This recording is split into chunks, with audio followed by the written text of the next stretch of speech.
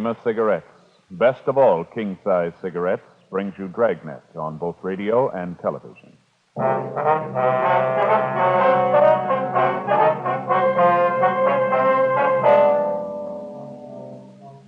You're a detective sergeant. You're assigned to vice details. A professional gambling ring has set up operations in your city. Dozens of citizens are being victimized. The gamblers keep on the move, changing their locations day to day. Your job? Get them. Compare Fatima with any other king-size cigarette. Yes, compare Fatima with any other king-size cigarette. 1.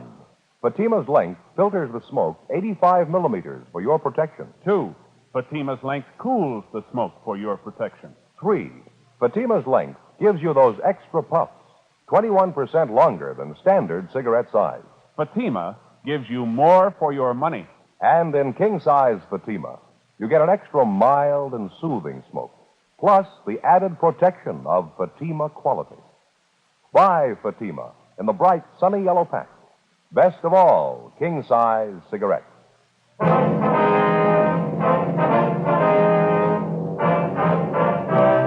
Dragnet, the documented drama of an actual crime. For the next 30 minutes, in cooperation with the Los Angeles Police Department, you will travel step by step on the side of the law through an actual case transcribed from official police files. From beginning to end, from crime to punishment, Dragnet is the story of your police force in action.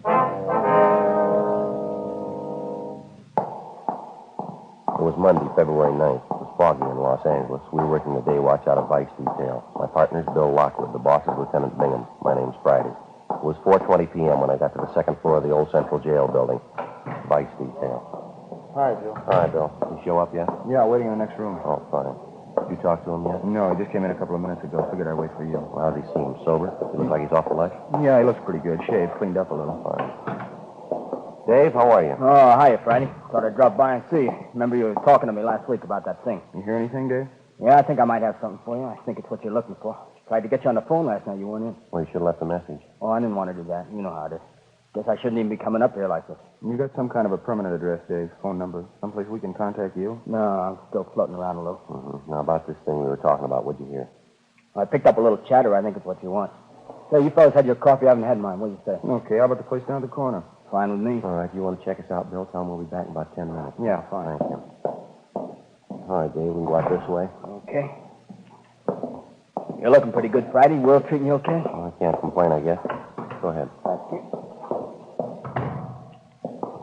Guess we better wait for your partner, huh? What's his name? Lockwood. Oh, yeah, sure. Skipper's got something for us when we get back, Joe. All right. You're looking pretty good yourself, Lockwood. Yeah, real good. You seem to be in pretty fair shape. That pocket full of change sounds healthy. That's not too good. Still got a few dimes to rattle. Hasn't been coming too fast lately, though. Mm-hmm. You still setting pins down there at that bowling alley? Yeah, a lot of help hanging around, though. We really got to hustle for it. That's so. Oh, yeah. A lot of the alley's changing over to those automatic machines, you know. Mm-hmm. Quite a few guys out. A lot of the machines can set pins better than a man can. Hi, Matthews. How are you? Hi, Joe. Hi, Bill. What do you say, Jack? Say, who's that guy? He works out of the office. Why? Nothing. I thought I'd seen him around. Yeah. No, down this way, Dave. Just a couple of doors. Oh, yeah. By the way, did you hear anything about Tony? You know if he's in town? No, I've been working on it. It's Dirty Tony. He's not going to show. Go ahead, Dave. Yeah, thanks. Now, why don't you two grab the back table? I'll order up. All right, fine, Bill. Black thanks. with sugar, huh? All right. Cream and sugar for you, Joe? Yeah, that's fine. Bring a couple of those jelly donuts, would you? Okay. All right. Well, what's the story, Dave? What do you hear? Well, I heard about it last night, right after I left the alley. You told me to keep my ears open, you know. Yeah. Said you figured there might be something on that new bunch hanging around the bar down from the alley. You figured they might tie in with a new bunch of high rollers in town. Yeah. What'd you pick up? I think you figured right, from what I heard anyway. Mm-hmm. Here you go. Have a donut, Dave? Oh, yeah, thanks. You make a fine waiter, Lockwood. Thanks. We don't get a lead pretty soon. I may have to take it up. Dave was just telling me that he figures he might have something for us. He picked it up at the spot down from the alleys last night. Well, like I said, after I was through at the alleys, I stopped by the place and had a couple of beers. Can't afford anything else but a few nickels they pay me. Lucky to get enough to eat the way things are going. Yeah, it's pretty rough, I know. Well, what's the pitch you got, Dave? Well, I was sitting there having a beer, and a couple of those new faces were sitting next to me. So I put my ear out and tried to pick up some of the talk. Yeah. I couldn't get all of it, but I did get enough to make out there was going to be a big game tonight. From what I could get, there's going to be a lot of scratch floating around. You hear where it's going to be, Dave? I had to play it careful, Couldn't be too nosy. Okay. I sat and had another beer, and one of the new monks heard the other guy call him Mike, I think. He asked the bartender for change to make a phone call. He got the change, went over the wall phone. I got up and drifted over that way. And made out like I was watching the shuffleboard. I caught some of his talk. Now, what was that? Well, he was talking about some big game tonight. I heard him say to the guy on the other end not to show up before 11:30. Did you get an address? Yeah, Said it'd be back of an empty store building down on Gibbons Avenue. You get a number? 9122. What was that again? 9122, is that right? Yeah. Gibbons, huh? Yeah, I'm pretty sure. As soon as I get out of the place, I wrote it down. Wait a minute. I got it. Let's see. Yeah, 9122 Gibbons. That's it. Now, this fellow that made the phone call, you say his name was Mike, is that right? Yeah, that's what I heard his partner call him. He's kind of a short guy, like 35, 36 on the fat side, black hair. Mike Filmer. You know him? Yeah, we've had an eye on him. Thought he might figure in. Not about the size of it, Dave? That all you heard? Yeah, that's about it, Friday. As soon as he finished the phone call, him and his partner left. I finished my beer and left, too. I had to. Couldn't afford another one. Real tough these days. Yeah, well, thanks a lot, Dave. Really appreciate it. Well, don't mention it. You've always done all right by me. Donut sure tasted great. Still hungry. The way I feel I could take on a 3-inch steak. I'm sorry things aren't better for you, Dave. How about a 10 spot? Will that help you any? It sure will, Friday. Thanks a lot, huh? You really can use it. Well, I'm glad to help you. You're always helping out. You sure make it nice. I mean, you make it nice and easy on a guy. How do you mean? Well, it's always there first. I never have to come right out and ask. What's that? Good, though. You always get the pitch, don't you?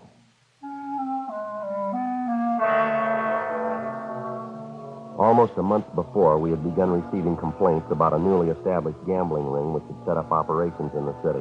After the first few complaints, we succeeded in identifying some of the men involved in the ring and also some of the places they frequented. The nature of most of the complaints against them was such that we knew we were dealing with a well-organized criminal element. Even if a player happened to win at one of the games, after he left the location, he was beaten and robbed. Despite the fact that we had some of the suspects identified, we still lacked sufficient evidence to prosecute them successfully. The various victims either would not or could not identify the suspect. We knew the gang was running 3 or 4 games a week, each one of them at a different location, each one of them at a different time. In the trade, that's known as a floating game. After we left our informant, Dave Carter, we headed back to the office and briefed Lieutenant Bingham. That afternoon, we checked the address on Gibbons Avenue and found it to be a vacant store building with a for rent sign in the window. There was an entrance in front and one in the rear, windows along both sides of the building, and a plasterboard partition dividing the inside of the store into 2 parts. The place was deserted. At 10 o'clock that night, Bill Lockwood and I staked out in our car down the street from the store. Sergeant Fred Taylor and Jack Matthews were staked out in their car from another point of observation. We were in constant touch with each other by 3-way radio. 10:30, 11 p.m., 11:30. 1K87 to 1K80, come in. 1K80 to 1K87. Go ahead. Joe, did you notice the lights come on in the back of the store a minute ago? Yeah, 2 men. They went in the back way, parked their car just down the street from us here. You see anything else? Car just pulled up down the street from us. 2 men getting out, heading for the store. Joe, just a minute. Yeah, they're going that way. Yeah, I see. They're going around the back, Joe. Looks like it's going to pay off. Let's sit on it a while. KMA 367. We waited. 11:45. A blue pickup truck pulled up and stopped a short way from the front entrance to the store. We saw 2 men get out and go around to the back of the truck and unload half a dozen large boxes, which they carried around to the rear entrance of the place. One of the men came back, got in the cab of the truck, and sat there. Midnight, 12:15 a.m. Over a period of half an hour, we watched 18 persons arrive from different directions and enter the store from the rear. 12:30, 1 a.m. There were no new arrivals. We waited. 1K87 to 1K80, come in. 1K80 to 1K87. Go ahead. Not much activity down here, Joe. Looks like it's pretty well set. What do you think? Yeah, I think we might as well hit it. Same way we laid it out, huh, Fred? We'll wait until Matthews picks up the lookout, the man sitting in the truck. Right, Joe. Jack, you want to go ahead and grab him, go away. He's on his way, Joe. Okay, as soon as he picks him up, we meet in front of the place. Bill and I'll take the front. You cover the back. You got that? Okay, Joe. Oh, hold on a minute, will you? Yeah, Jack got him. Bring him back to the car. Okay, let's go. KMA 367. Got the car keys, Bill? Yeah, let's go. All right. You figure that's the best way Joe too was going in the front? Well, it's probably where the rush is going to be. When Fred goes through the back, they're sure to start for the front. Okay, Joe? Yeah. Jack's got the lookout in our car. He'll wait for us. Right. Now, what do you think about this, Fred? You go around and hit the back door. As soon as they hear you inside, they'll probably start for the front. We'll take care of them there. That's a good idea. Give me half a minute to get back there. Huh? Right. Watch yourself. All right, Joe. Let's go.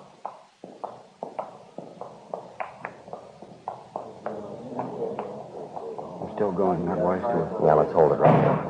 Police officer, you're under arrest now. Hold it right there. Come on, Bill. Let's hit it.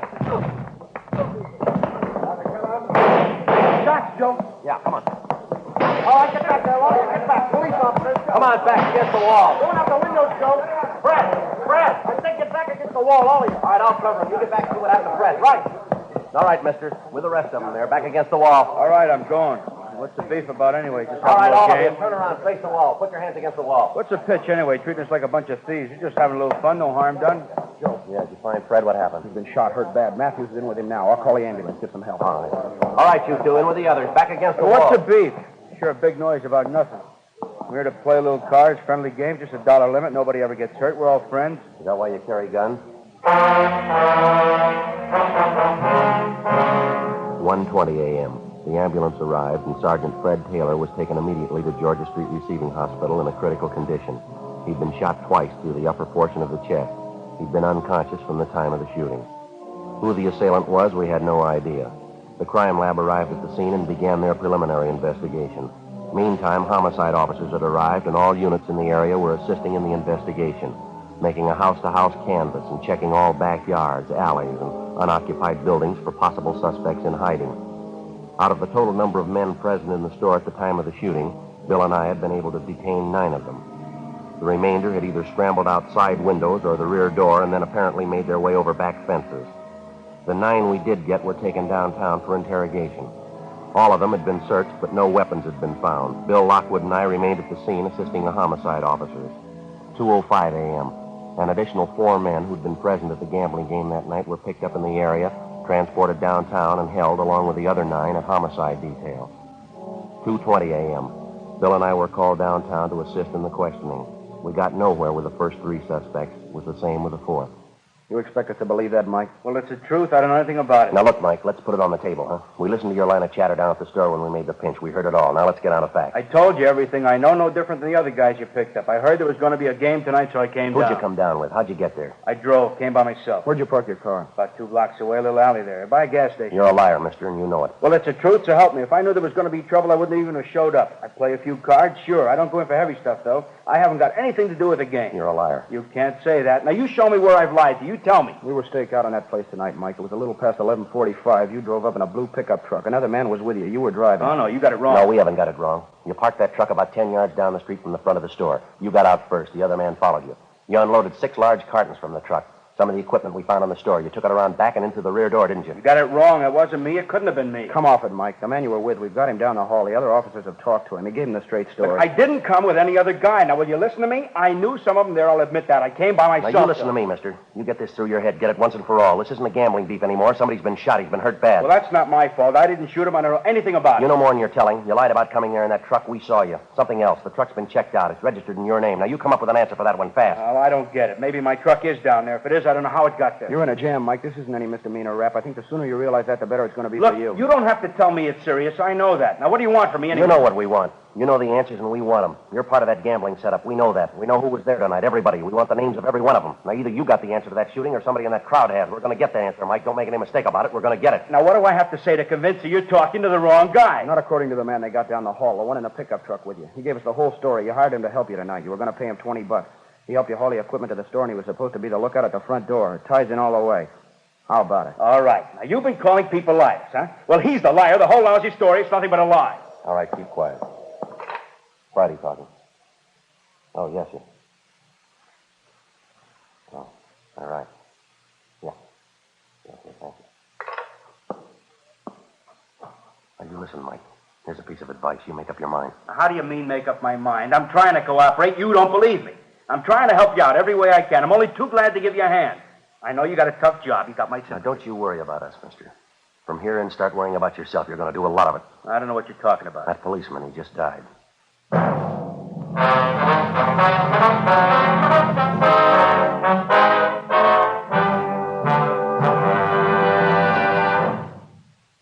listening to Dragnet, authentic stories of your police force in action. To show our confidence in Fatima, we make this money-back guarantee. Buy a pack of Fatimas. Enjoy Fatima quality, extra mildness, and superbly blended tobaccos. If you're not convinced Fatima is better than the king-size cigarette you're now smoking, just return the pack and the unsmoked Fatimas by August 1st, 1952, for your money back plus postage. Fatima, Box 37, New York 1. Prove Fatima quality yourself. Compare Fatima with any other king-size cigarette. 1. Fatima's length filters the smoke 85 millimeters for your protection. 2. Fatima's length cools the smoke for your protection. 3. Fatima's length gives you those extra puffs, 21% longer than standard cigarette size. Fatima gives you more for your money. And in king-size Fatima, you get an extra mild and soothing smoke, plus the added protection of Fatima quality. Ask your dealer for Fatima in the bright, sunny yellow pack. Best of all, king-size cigarettes.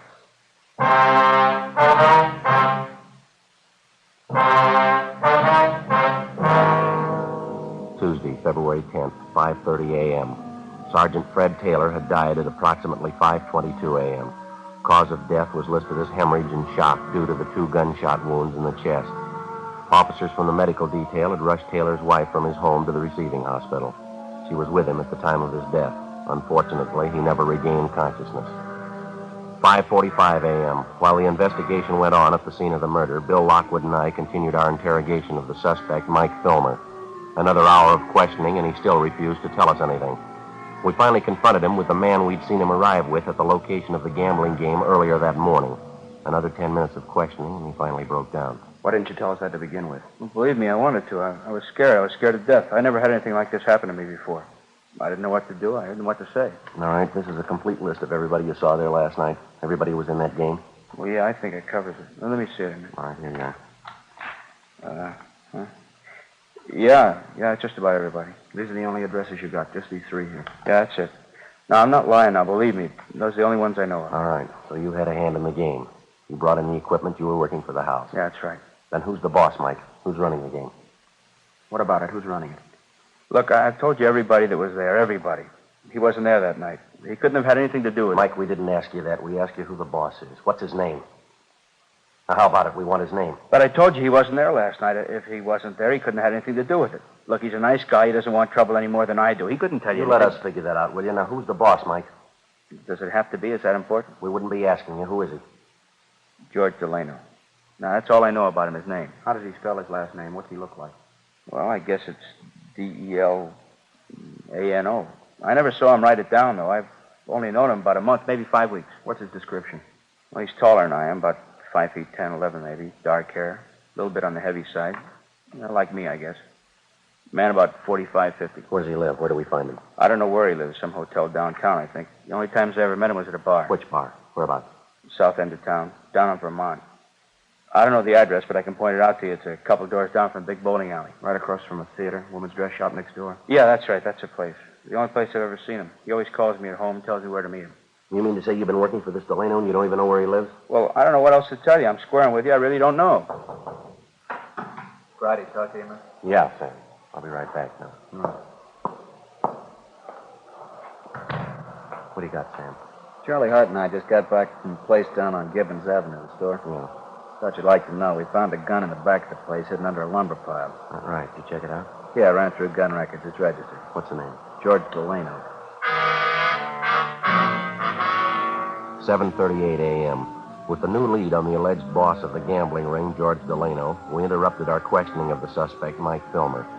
We took him down the hall back to the homicide squad room to be held for further interrogation. We checked Delano through R&I, but we had no record on him. Then, along with Sergeant Sam Flowers and Charlie Hart of Homicide, we drove out to the address of George Delano as listed in the gun registration files. It was a small cottage in the Wilshire area. The woman who answered the door identified herself as Mrs. George Delano, the suspect's wife. She called her husband to the door. We identified ourselves, briefed him on the reason for our visit, and told him we wanted to talk to him downtown. He appeared cooperative, more than willing to come along. He got dressed. We drove him back to the city hall and took him to the interrogation room. He was well-dressed and, in his own way, well-mannered. After being told of the situation, he admitted freely that he'd been operating games at different locations throughout the city for the past month and a half. He told us that he'd employed Mike Filmer to assist him in his operations, and he also admitted ownership of the gun found near the murder scene. The gun had since been checked by Russ Camp and ballistics and found to be the murder weapon. Well, yes, it's my gun, but I'd like to explain a little bit about it. What's that, Delano? Well, number one, I admit I'm a gambler. That's my racket. I'm new to Los Angeles. I even admit I've been working a few games, but I'm no murderer. I wouldn't have any part of it. You said you were going to explain about the gun. Now, what about it? Now, look, I'd like to fill you in on everything, officers. I got nothing to hide from you. I'll tell you everything. Now?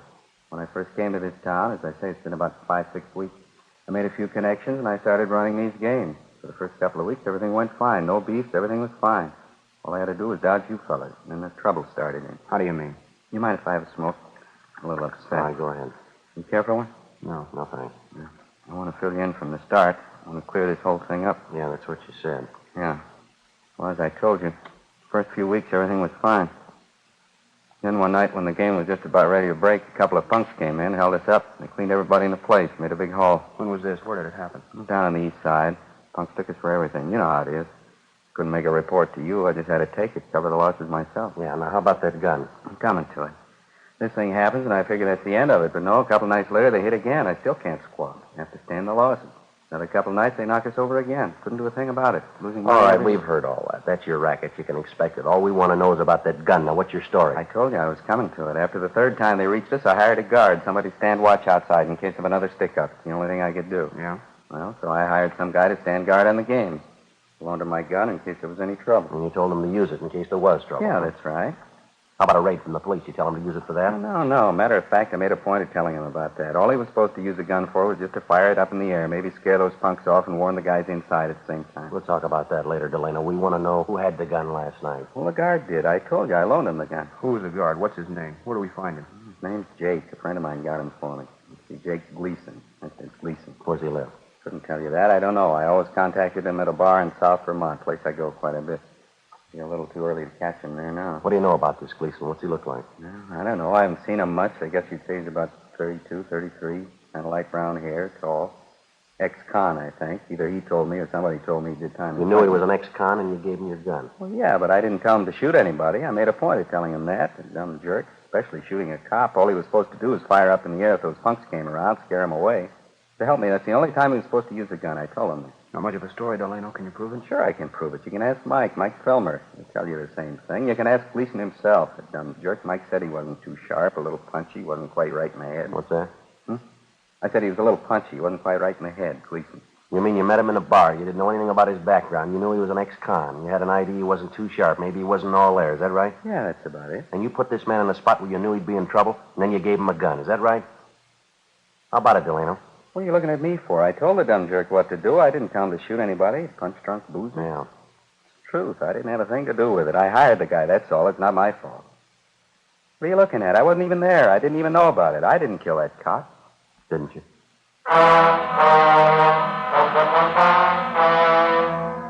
9:23 a.m. We continued questioning George Delano. He told us that he'd instructed Jake Gleason, the ex-convict, to stand guard at the rear of the store where the gambling games were held. He insisted that his instructions to Gleason were that if he had to fire the gun at all, he was to fire it in the air, and then only as a warning signal in case of robbery attempt. Delano was detained by homicide officers pending further investigation. We checked the name and description of Jake Gleason through R&I and found his record and mug shot. We showed the mug to Delano, and he identified it. Gleason's record showed him to be on active parole. 10:30 a.m., we contacted the parole office. They gave us his address, and Bill and I checked it out, the second-rate hotel on South Flower Street. The manager told us Gleason had left the hotel about 7:45 that morning and that he was not expected back until after 6 o'clock that night. He also told us there was a chance we might locate him in one of the bars around the neighborhood. 10:45. We started making the rounds of the bars in the immediate vicinity. The third place we stopped at was practically deserted. The jukebox at the back of the place was turned up to full volume. There was a smell of disinfectant, whiskey, and stale perfume. There was one customer drinking at the far end of the bar. It was Gleason.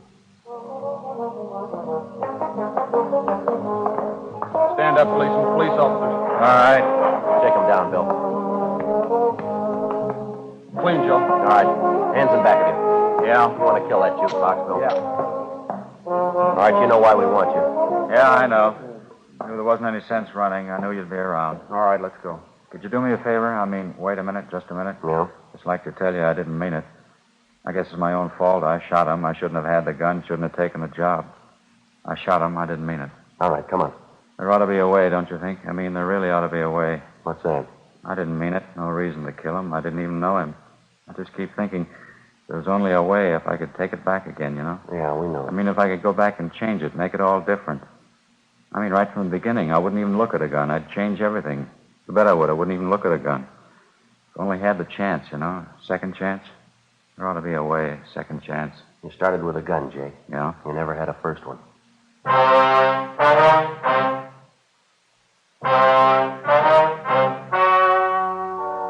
story you have just heard was true.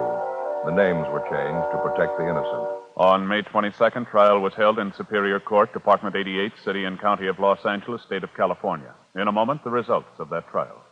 And now, here is our star, Jack Webb. Thank you, George Fenneman. Friends, Fatima gives you more for your money because no other king-size cigarette can match Fatima quality. Because Fatima's length filters and cools the smoke for your protection. Gives you those extra puffs, 21% longer than standard cigarette size. I'm convinced that you'll agree with me once you try them. Get a pack of Fatimas next time you buy cigarettes. Fatima, an extra mild and soothing smoke. Best of all, king-size cigarettes.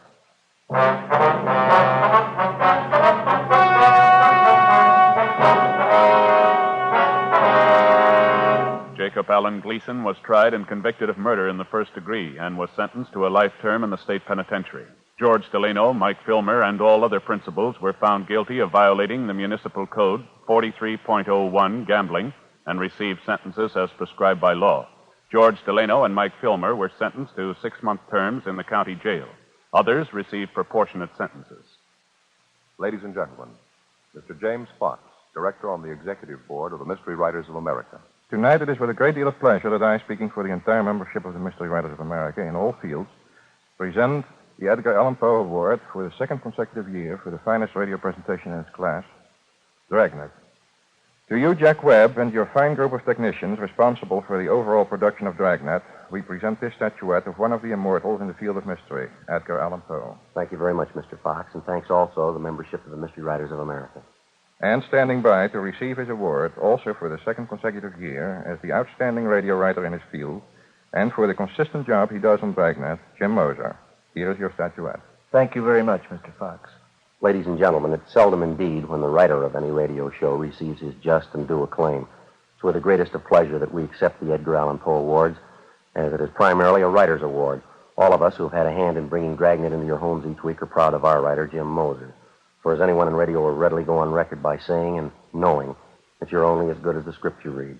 So it's with deep gratitude that we receive the MWA Award, which best illustrates and confirms the high opinion which we all hold of our writer, Jim Moser. Thank you, Jack, and I'd like to express my special appreciation to our technical advisors from the Los Angeles Police Department, without whom none of this would be possible.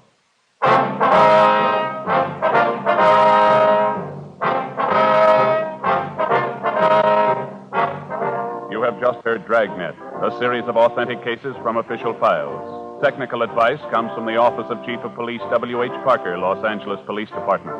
Technical advisors Captain Jack Donahoe, Sergeant Marty Wynn, Sergeant Vance Brasher. Heard tonight were Martin Milner, Eddie Firestone, Whit Connor.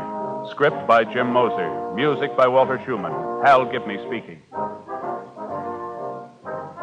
Fatima Cigarettes, best of all king-size cigarettes, has brought you Dragnet, transcribed from Los Angeles.